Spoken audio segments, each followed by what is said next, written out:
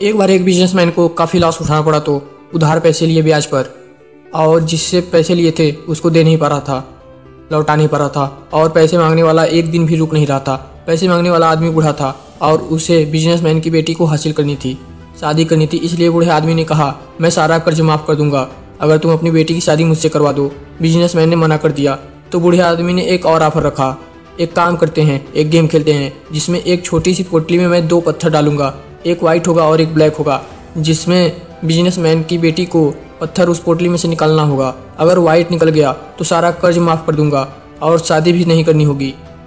अगर ब्लैक पत्थर निकल गया तो कर्ज तो माफ़ कर दूंगा लेकिन शादी करनी पड़ेगी। बाप और बेटी दोनों एग्री हो गए। पूरे गांव वाले को इकट्ठा कर मुखिया भी वहां पे देख रहा था। जमीन से 2 पत्थर उठा करके बूढ़ा आदमी ने पोटली में डाले और लड़की ने देख लिया। उस बूढ़े आदमी ने दोनों ही पत्थर ब्लैक डाले और ब्लैक पत्थर का मतलब हुआ कि कर्ज माफ़ लेकिन शादी करनी पड़ेगी। अगर लड़की गेम खेलने से मना कर दे तो शादी तो बच जाएगी लेकिन बाप का कर्ज माफ़ नहीं होगा।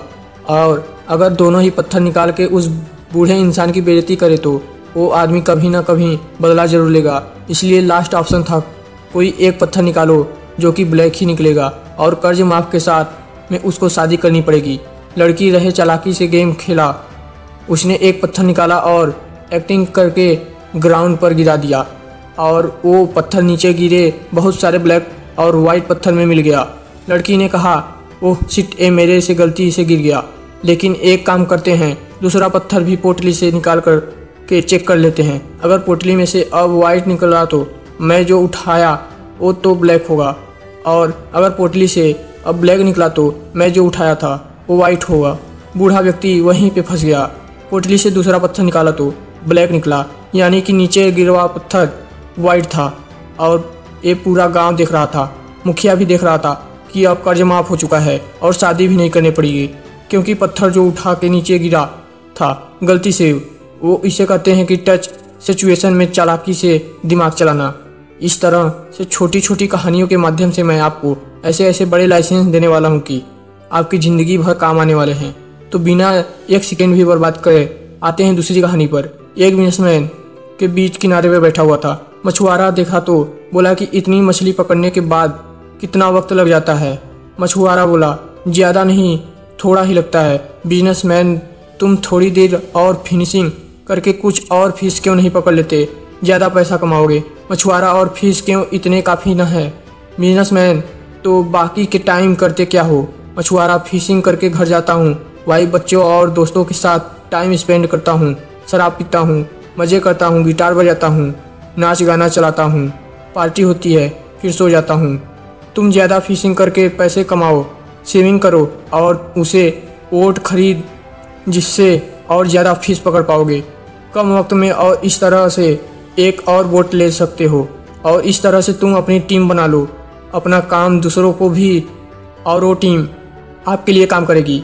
कंपनी सेटअप कर लो, एक प्रोडक्शन प्लांट बना दो, फिश की पैकिंग और डिस्ट्रीब्यूशन कंट्रोल कर सबको, और एक सिटी के अलावा दूसरी सिटीज में भी अपनी ब्रांचेस खोल दो। मछुआरा शांतारा और बोला। उसके बाद बिजनेसमैन, अरे उसके बाद क्या, एक बीच हाउस खरीद लेना, फैमिली के साथ में एंजॉय करना, फिशिंग करना, सुबह शाम आराम करना।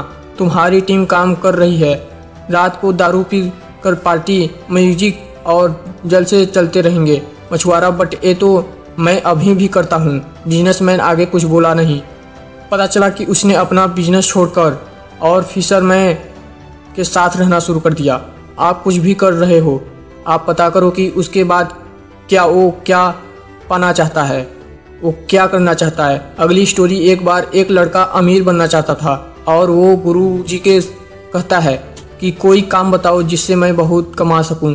गुरुजी उसे एक जगह पे ले गए पर बहुत सारी कंकड़ पड़ी थी और कहा कि इन सारे कंकड़ में से एक कंकड़ ऐसी है जो किसी भी चीज़ को सोने में बदल सकती है, और उस कंकड़ की पहचान है कि वो थोड़ी सी गर्म होगी, बाकी सारी ठंडी होगी। वो ले लो। अपनी हर चीज़ को सोने में बदल देने वाली कंकड़ वो काम पे लग गया। रोज़ एक कंकड़ हाथ में लेता तो 3 सेकंड गर्म है यानी चेक करता और उसको समुद्र में फेंक देता ताकि वो बाकी कंकड़ में ना मिल जाए। 1 महीना करा, रोज़ घंटों घंटों लगा दिए, 2 महीने, 3 महीने, 4 महीने लगा दिए अब उसकी स्पीड बन चुकी थी, लेकिन साथ में वो ध्यान से कंकड़ को परख नहीं रहा था। उसकी फटाफट से कंकड़ को हाथ में लेकर समुद्र में फेंकने ही हैबिट बन चुकी थी। 5वें महीने में फाइनली वो कंकड़ हाथ में लग गई। हाथ में आते ही, क्योंकि उसके जल्दी से बिना पर के फेंकने ही की आदत बन चुकी थी, तो उसने उस गर्म कंकड़ को भी समुद्र में फेंक दिया। और फेंकते ही उसने जोर से अपने सर पर मारकर चिल्ला और पछतावा करने लगा कि मैंने क्या कर दिया। हर चीज़ को सोने में बदल देने वाली कंकड़ को भी फेंक दिया। ठीक इसी तरह हर दिन को हल्के में लेने से ये आपकी हैबिट बन जाती है, और जिस दिन अच्छा मौका आता है उस दिन भी इसी आदत की वजह से गलती से उसको भी हल्के में ले लेते हैं। फिर बाद में होता है पछतावा। हर कंकड़ को ध्यान से परखो, यानी कि हर दिन को इम्पोर्टेंट समझो। कोई एक दिन कोई एक कंकड़ आपकी ज़िंदगी को सोने में बदल सकता। अगली कहानी। बेटे के साथ में रेस्टोरेंट में खाना खाना चाहता था और नोटिस करता कि रेस्टोरेंट की हालत काफ़ी ख़राब, गंदगी या टेबल टूटी हुई थी। खाना भी टेस्टी नहीं था। बेटा पिता से कहता है कि हम कितने गरीब और कितनी मेहनत करते हैं, इनके पास एक होटल है, चाहे तो कितना बड़ा कर सकते हैं, लेकिन ये कर नहीं रहे, तो रेस्टोरेंट पे मेहनत क्यों नहीं कर रहे। खाना खाकर बिल पे करते हैं।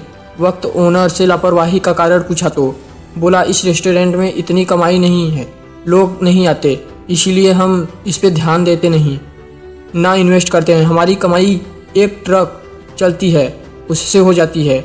लड़के के पिता ने ट्रक सामान्य ही देखी और चुपके से उस ट्रक का इंजन ऐसा ख़राब कर दिया कि वो ठीक ही नहीं हो पाएगी। 3 साल के बाद मैं बेटा वहाँ जाते और देखते हैं कि वहाँ पे बहुत बड़ा रेस्टोरेंट खड़ा हो गया। 5-6 फ्लोर बन चुके हैं और क्या शानदार उसका लुक है।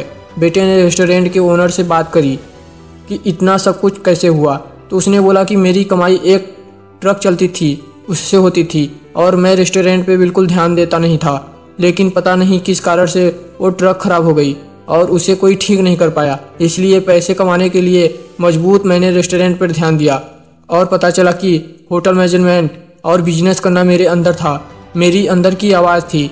मैंने पूरे रेस्टोरेंट का रंग रूप बदल दिया, कुक बदल दिए, वेटर से बदल दिए। मैंने 8 सीटेज में रेस्टोरेंट खुलवा दिए और वहाँ मैनेजर बैठा दिए। आज मैं उस ट्रक से 50 गुना ज़्यादा कमाता हूँ। दोस्तों, आपकी ज़िंदगी की वो कौन सी ट्रक है जो आपके टैलेंट और अंदर की आवाज़ से दूर कर रही है। तो दोस्तों, अगर आप लोगों को मेरे इस वीडियो से कुछ सीखने को मिलता है तो इस वीडियो को लाइक और चैनल को सब्सक्राइब जरूर कर दीजिएगा। मिलते हैं नेक्स्ट वीडियो में। जय हिंद।